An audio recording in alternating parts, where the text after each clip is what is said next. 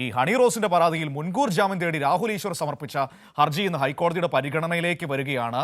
ഈ ചാനൽ ചർച്ചകളിലൊക്കെ ഹണിയെ അധിക്ഷേപിച്ച് രാഹുൽ നടത്തിയ പരാമർശങ്ങളിലാണ് അവർ പരാതി നൽകിയിരിക്കുന്നത്.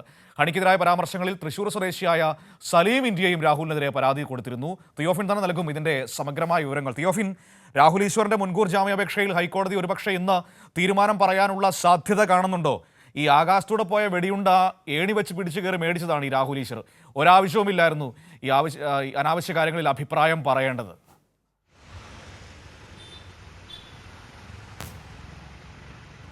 മനു, ചാനൽ ചർച്ചകൾ ഉൾപ്പെടെ അഭിപ്രായം പറഞ്ഞതിനാണ് ഹണി റോസ് രാഹുൽ ഈശ്വറിനെതിരെ പരാതി നൽകിയിട്ടുള്ളത്. കാരണം സമൂഹ മാധ്യമങ്ങളിലും അദ്ദേഹം ചില പ്രതികരണങ്ങൾ നടത്തിയിരുന്നു. അത്തരം പ്രതികരണങ്ങൾ ഹണി റോസ് അല്ലെങ്കിൽ തന്നെ അധിക്ഷേപിക്കുന്ന രീതിയിലേക്ക് മാറുന്നു. അതുപോലെ തനിക്കെതിരായ പക്ഷേ ഒരു സംഘടിതമായ ഒരു ആക്രമണം എന്ന നിലയിലേക്ക് അല്ലെങ്കിൽ അതിനൊരു തുടക്കമിടുകയാണ് രാഹുൽ ഈശ്വർ ചെയ്തിരിക്കുന്നതെന്ന നിലയിലുള്ള ഒരു പരാതി കൂടി ഇതോടൊപ്പം ഹണി റോസ് അതിൽ പറയുന്നുണ്ട്, ആ പരാതിയിൽ ചൂണ്ടിക്കാണിക്കുന്നുണ്ട്. ഈ പരാതി വന്നതിൻ്റെ അടിസ്ഥാനത്തിലാണ് രാഹുൽ ഈശ്വർ മുൻകൂർ ജാമ്യാപേക്ഷ ഹൈക്കോടതിയിൽ നൽകിയിരിക്കുന്നത്. പി വി കുഞ്ഞികൃഷ്ണൻ്റെ ബെഞ്ചാണ് ഇത് പരിഗണിക്കുക. കഴിഞ്ഞ ദിവസം ഓൺലൈനായി പരാതി നൽകിയിട്ടുണ്ട്. പക്ഷേ ഇന്ന് പരിഗണിക്കേണ്ട ഹർജികളുടെ ലിസ്റ്റിൽ രാഹുൽ ഈശ്വറിൻ്റെ പരാതി വന്നിട്ടില്ല. പക്ഷേ ഇന്ന് പരിഗണിച്ചേക്കാനുള്ളൊരു സാധ്യതയും നമുക്ക് തള്ളിക്കളയാൻ കഴിയില്ല. കാരണം എന്താണെന്നാൽ ഈ അടിയന്തര പ്രാധാന്യമുള്ള വിഷയങ്ങൾ, പ്രത്യേകിച്ച് മുൻകൂർ ജാമ്യാപേക്ഷ പോലുള്ള കാര്യങ്ങൾ, അടിയന്തര പ്രാധാന്യമുള്ള വിഷയങ്ങൾ സ്പെഷ്യൽ മെൻഷൻ ചെയ്ത ഉച്ചയോടുകൂടി പരിഗണിക്കാവുന്നൊരു ഒരു സാഹചര്യമുണ്ട്. അത്തരം ഒരു അവസരം ഉപയോഗിച്ച് അങ്ങനെ ഇത് പരിഗണിക്കാൻ ജഡ്ജിയുടെ പരിഗണനയിലേക്ക് എത്താനുള്ളൊരു സാധ്യതയാണുള്ളത്. കാരണം മുൻകൂട്ടി ലിസ്റ്റ് ചെയ്ത, അതായത് പ്രീ ലിസ്റ്റ് ചെയ്തതിനകത്ത് രാഹുലിൻ്റെ ഹർജി ഇല്ലെങ്കിൽ പോലും ഉച്ചയോടുകൂടി ഇത് പരിഗണനയിലേക്ക് എത്തുമെന്നാണ് പ്രതീക്ഷിക്കുന്നത്. പക്ഷേ രണ്ട് വിഷയങ്ങൾ ഇതിനകത്തുണ്ട്. ഒന്ന്, മുൻകൂർ ജാമ്യാപേക്ഷ നൽകണമെങ്കിൽ അതിൽ ഒരു കേസുണ്ടാകണം.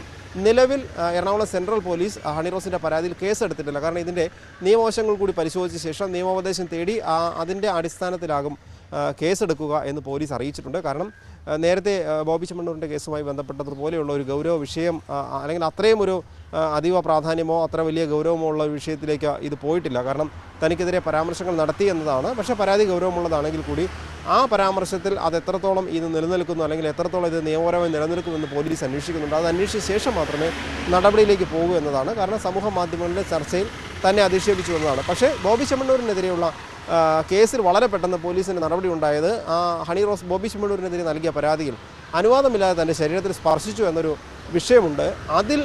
അതായിരുന്നു അതിൻ്റെ ഒരു കീ പോയിന്റ്. അതുകൊണ്ടാണ് വളരെ പെട്ടെന്ന് ഒരു അറസ്റ്റിലേക്ക് പോയതും മറ്റ് നടപടികളിലേക്ക് പോയതും. ഇതിനിടെ ബോബി ചെമ്മണ്ണൂരിൻ്റെ മുൻകൂർ ജാമ്യാപേക്ഷ നാളെ കോടതിയുടെ പരിഗണനയ്ക്ക് വരുന്നുണ്ട്. ഇന്നെന്തായാലും രാഹുൽ ഈശ്വറിൻ്റെ ഹർജി പരിഗണിക്കുന്നുണ്ട്. പക്ഷേ രാഹുൽ ഈശ്വറിൻ്റെ ഹർജി പരിഗണിക്കുമ്പോൾ കോടതിയിൽ സർക്കാരിൻ്റെ ഭാഗത്തു നിന്ന് നൽകാവുന്നൊരു അതായത് പോലീസിൻ്റെ ഭാഗത്തുനിന്നും ഈ വിഷയവുമായി ബന്ധപ്പെട്ട് വിശദീകരണം തേടുമ്പോൾ പോലീസ് പറയുക നിലവിൽ ഈ സംഭവത്തിൽ കേസെടുത്തില്ല അല്ലെങ്കിൽ പരാതിയിൽ കേസെടുത്തിട്ടില്ല എന്നാണ്. അപ്പോൾ നിലവിൽ കേസില്ലാത്തൊരു പരാതിയിൽ എങ്ങനെ മുൻകൂർ ജാമ്യാപേക്ഷ നൽകുക എന്നുള്ളത് വിഷയമുണ്ട്. അങ്ങനെയാണെങ്കിൽ കോടതി ഒരുപക്ഷെ ഈ ജാമ്യാപേക്ഷയിൽ കേസില്ലാത്തതിനാൽ മുൻകൂർ ജാമ്യത്തിന് അല്ലെങ്കിൽ അപേക്ഷയ്ക്ക് വഴിയില്ല എന്നത് പറഞ്ഞ് തീർപ്പാക്കാനുള്ളൊരു സാധ്യതയുണ്ട്. അല്ലാത്ത പക്ഷം ഇത്തരത്തിൽ തന്നെ പറഞ്ഞ് തീർപ്പാക്കുമ്പോൾ തന്നെ കേസെടുക്കുകയാണെങ്കിൽ തന്നെ രാഹുൽ ഈശ്വറിന് ജാമ്യം നൽകണം എന്ന ഒരു നിബന്ധനയോടുകൂടി ഒരു നിർദ്ദേശം നൽകാം. എന്തായാലും പോലീസിനോട് എന്താണ് ഇപ്പോഴത്തെ ഒരു നിലവിലെ സ്ഥിതി എന്ന വിശദീകരണം കോടതി അന്വേഷിക്കാനുള്ള ഒരു സാധ്യതയുണ്ട്. ശരി, ഏതായാലും നോക്കട്ടെ, നമുക്ക് നോക്കാം. ഏതായാലും രാഹുൽ ഈശ്വർ, ഒരു കാര്യം പറയാം, രാഹുൽ ഈശ്വർ ഈ അനാവശ്യമായ കാര്യങ്ങളിൽ ഇടപെട്ട് പുലിവാലി പിടിച്ചതാണ്. കാരണം ഈ രാജ്യത്തെ നിയമം അനുവാദം നൽകുന്ന ഏത് വസ്ത്രവും ധരിക്കാൻ നമുക്ക് എല്ലാവർക്കും അവകാശമുണ്ട്. അതിനെ വിമർശിക്കാനൊന്നും രാഹുൽ ഈശ്വറിനല്ല, ഒരു ഈശ്വരനും അധികാരമില്ല എന്നതാണ് വസ്തുത. അതുകൊണ്ട് അമ്മാതിരി പരിപാടികൾക്ക് പോകാതിരിക്കുന്നതായിരിക്കും നല്ലത്. ഏതായാലും ഇപ്പോൾ കിടന്നോടിക്കൊണ്ടിരിക്കുകയാണ്. ഇപ്പോൾ മുൻകൂർ ജാമ്യ ഹർജി നൽകുന്നു. നിയമപരമായ നടപടികളിലെ പേടിച്ച് നിൽക്കുന്ന ഒരു സാഹചര്യം ഉണ്ടാകുന്നു. ഏതായാലും ഹണി റോസ് അവരുടെ നിലപാടിൽ ഉറച്ചു നിൽക്കുകയും അതുമായി മുന്നോട്ട് പോവുകയും ചെയ്യുന്നു. പോലീസ് ഹണി റോസിന്റെ പരാതിയിൽ നിയമപരമായ ഉപദേശം തേടിയിട്ടുണ്ട്. അതിൽ കേസെടുക്കാനുള്ള സാധ്യതകളുണ്ടോ എന്ന് ചോദിച്ചുകൊണ്ട് നിയമപരമായ ഉപദേശം തേടിയിട്ടുണ്ട്. സ്വാഭാവികമായും ഇന്നിപ്പോൾ ആ ഹർജി പരിഗണിക്കുകയാണെങ്കിൽ നിലവിൽ പോലീസ് കേസെടുക്കാത്തത് കൊണ്ട് തന്നെ ഒരുപക്ഷേ അത് തീർപ്പാക്കാനുള്ളൊരു സാധ്യതയും കാണുന്നുണ്ട്. നമുക്ക് നോക്കാം എന്താണ് കോടതി അതിലെടുക്കാൻ പോകുന്ന നിലപാടെന്ന്.